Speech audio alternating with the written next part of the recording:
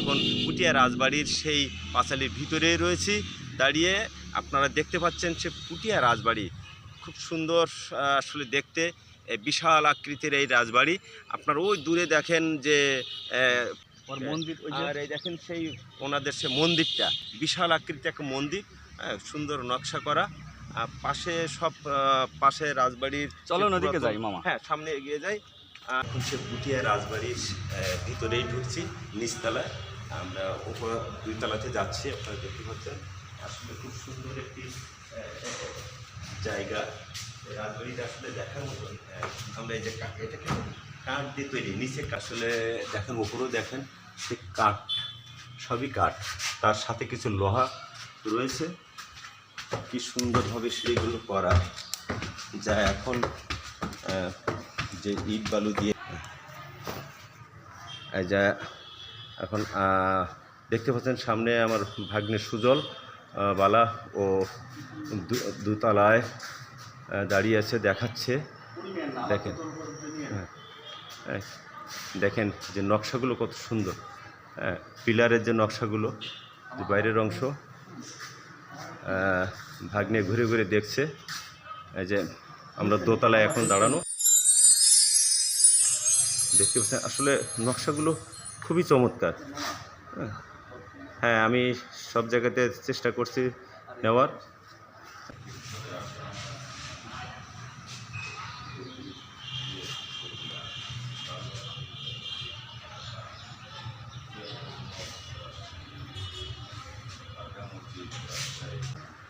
প্রত্নতত্ত্ব অধিদপ্তর বিক্রয়ের জন্য, বিভাগীয় প্রকাশনা সামগ্রী অধিদপ্তর বিক্রয়ের জন্য। মামা আসেন।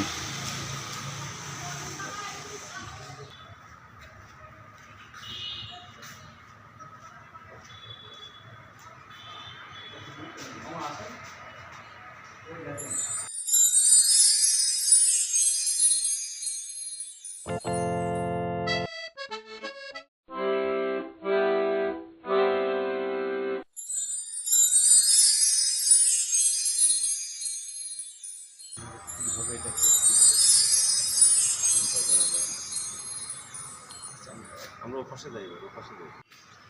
আমরা আছি দোতলায়, তাই? হ্যাঁ,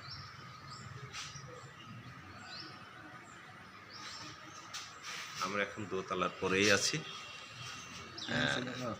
নিচেও দেখেন, দেখা যাচ্ছে কি সুন্দর। এপাশে আসেন। এখানে অনেক দর্শনার্থীরা প্রতিদিনই আসে। এখানে টিকিট কেটেই ভিতরে ঢুকতে হয়, 30 টাকার টিকিট। আপনি 1 তলা এবং 2 তলার কিছু অংশ ঘুরে ফিরে দেখতে পারবেন, আর বাকিগুলো আসলে তালাবদ্ধ থাকে। এখানে কিছু ডিসপ্লে আছে, যে ডিসপ্লেতে এই রাজবাড়ির কী কী ছিল সেগুলো তথ্য আপনি দেখতে পাবেন, এই যে ডিসপ্লেটা।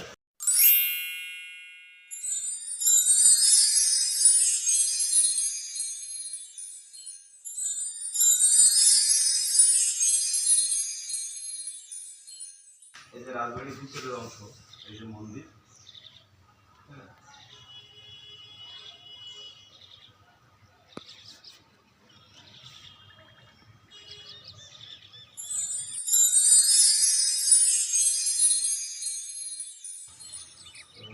এই হচ্ছে দেখেন রাজবাড়ির ভিতরের অংশ, মন্দির, ইটের গায়ে সব খোদাই করা, বিভিন্ন ধরনের নকশা, মূর্তি।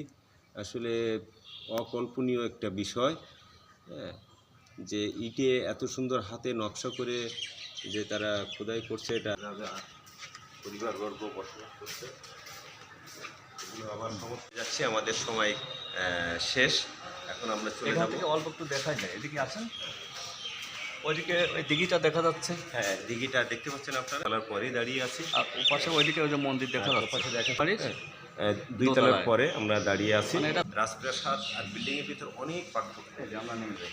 আমরা এখন নেমে যাচ্ছি সেই কাঠের সিঁড়ি।